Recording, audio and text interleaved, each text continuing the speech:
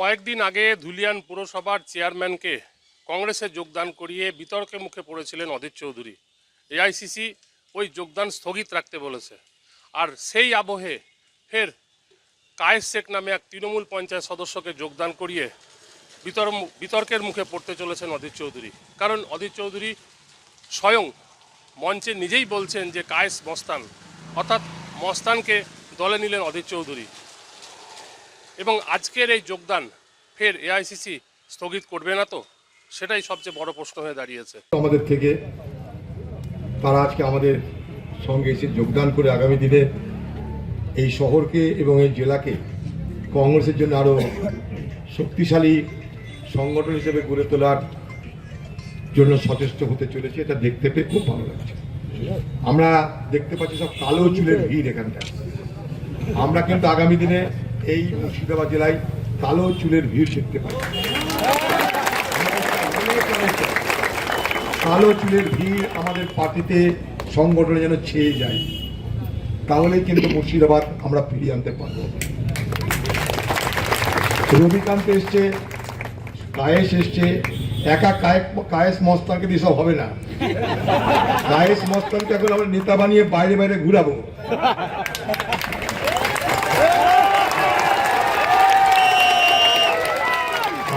আমরা কায়েস মস্তানকে শেখপাড়া থেকে উঠিয়ে নিয়ে মুর্শিদাবাদের নেতা বানাবো।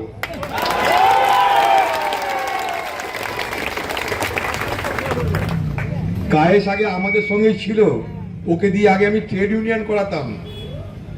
ও অনেক কষ্ট করেছে, মেহনত করেছে, পুলিশের অত্যাচারিত হয়েছে। ও আমাদের পার্টির নেতা ছিল, ট্রেড ইউনিয়ন নেতা।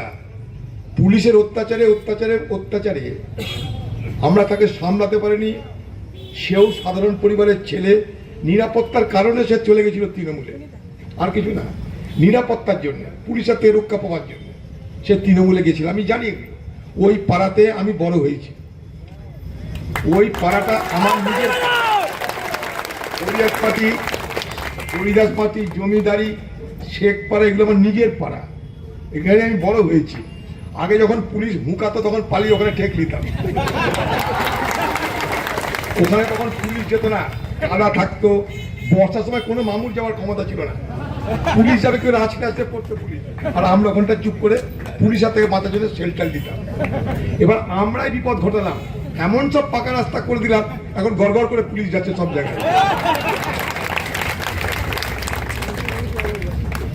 আমরা এইভাবে দেখতে চাই শহরটাকে। ওই শেখপাড়ার কত বাড়িতে খেয়েছি তা ঠিক নাই, কত বাড়িতে ঘুমিয়েছি তা ঠিক নাই। ওখানে আমার আরেকটা ভাই ছিল লালু, সে মারা গেছে। রহিমা, সে আমার একটা বোন ছিল, সে মারা গেছে। ওদের বাড়িতে আমি কত গোস্ত খেয়েছি, কত রুটি খেয়েছি তা ঠিক নাই। তাই আজ মনে হচ্ছে আপনাদের পেয়ে যে আমরা আমাদের ঘরের ছেলেগুলোকে ফিরে পেলাম। সত্যি বলছি, সত্যি বলছি, খুবই ভালো লাগছে। আপনাদের সঙ্গে, তোমাদের সঙ্গে আমাদের আত্মার সম্পর্ক, এই সম্পর্ককে জোর করে কেউ কেড়ে নিয়েছে। বহরমপুর থেকে ক্যামেরায় অপূর্বর সঙ্গে কল্যাণ, কলকাতা টিভি।